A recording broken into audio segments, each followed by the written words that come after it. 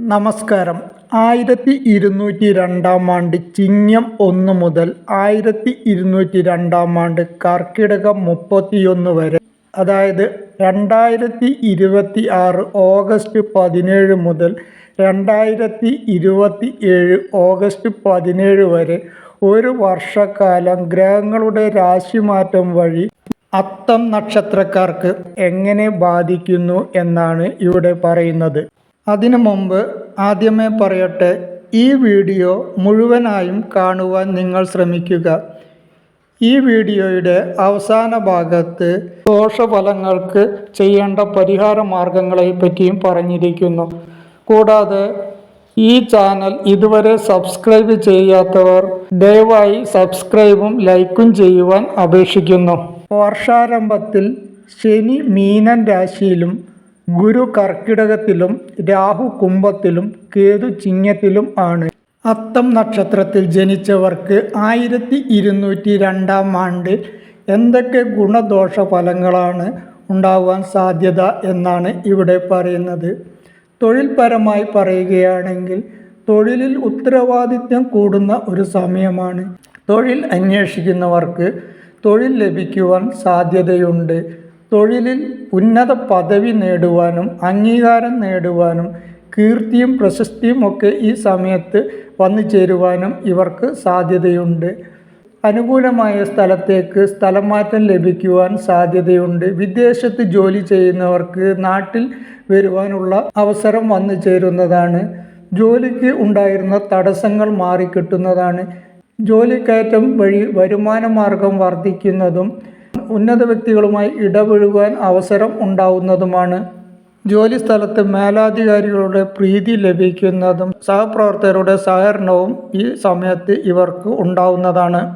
സാമ്പത്തികമായി പറയുകയാണെങ്കിൽ വരുമാനം വർദ്ധിച്ചു കൊണ്ടിരിക്കും, എന്നാൽ ചിലവും കൂടിക്കൊണ്ടിരിക്കും. പണം വന്നും പോയിക്കൊണ്ടേ ഇരിക്കും.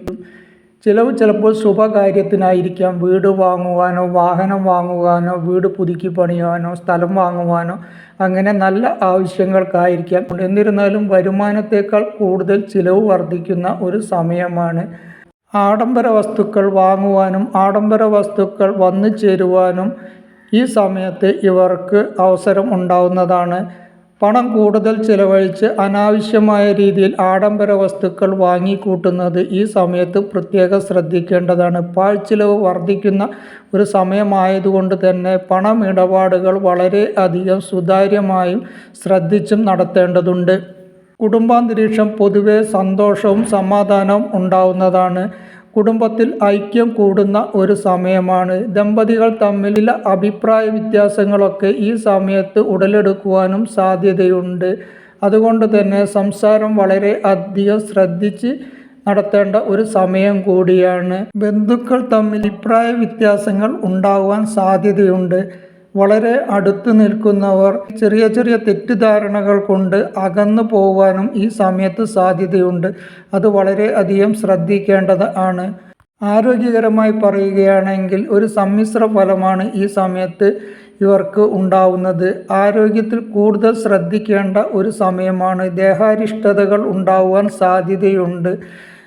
ജീവിതശൈലി രോഗങ്ങൾ പോലെയുള്ള അസുഖങ്ങൾ വന്നു ചേരുവാൻ സാധ്യതയുണ്ട്. അതുകൊണ്ട് തന്നെ ചെറിയ അസുഖങ്ങൾ വരുമ്പോൾ തന്നെ തക്കതായ ചികിത്സ നൽകേണ്ടതും ഈ സമയത്ത് ശ്രദ്ധിക്കേണ്ടതാണ്. വിദ്യാർത്ഥികൾക്ക് ഏറെ അനുകൂലമായ സമയമാണ്. പുതിയ കോഴ്സിന് അപേക്ഷിക്കുന്നവർക്ക് അത് നടന്നു കിട്ടുന്നതാണ്. പുതിയ അഡ്മിഷൻ തരമായി വരുന്ന ഒരു സമയം കൂടിയാണ്. വിദ്യാർത്ഥികൾക്ക് പഠനത്തിൽ മികവ് തെളിയിക്കാനും മത്സര പരീക്ഷയിൽ വിജയം നേടുവാനും ഒക്കെ ഈ സമയത്ത് സാധ്യതയുണ്ട്. വിദേശത്ത് പഠിക്കുവാൻ ആഗ്രഹിക്കുന്നവർക്ക് ആ ആഗ്രഹം നടന്നു കിട്ടുന്നതാണ്. വീട്ടിൽ മംഗളകർമ്മങ്ങൾ നടക്കുന്നതിന് സാധ്യതയുണ്ട്. വിവാഹം, സന്താനഭാഗ്യം എന്നിവയൊക്കെ ഈ സമയത്ത് ഉണ്ടായി എന്ന് വരാം. പ്രണയിക്കുന്നവർക്ക് സമ്മിശ്രമായ ഒരു ഫലമാണ്. പ്രണയനഷ്ടം ഉണ്ടാകുവാനും സാധ്യതയുണ്ട്. തെറ്റിദ്ധാരണ ഉണ്ടാകുവാനും തമ്മിൽ പിണക്കമുണ്ടാകുവാനും ഒക്കെ സാധ്യതയുള്ള സമയം കൂടിയാണ്. അതുകൊണ്ട് തന്നെ സംസാരം വളരെ അധികം ശ്രദ്ധിക്കേണ്ടതുണ്ട്. പരസ്പരം അംഗീകരിച്ചുകൊണ്ട് മുന്നോട്ട് പോകേണ്ട സമയമാണ്.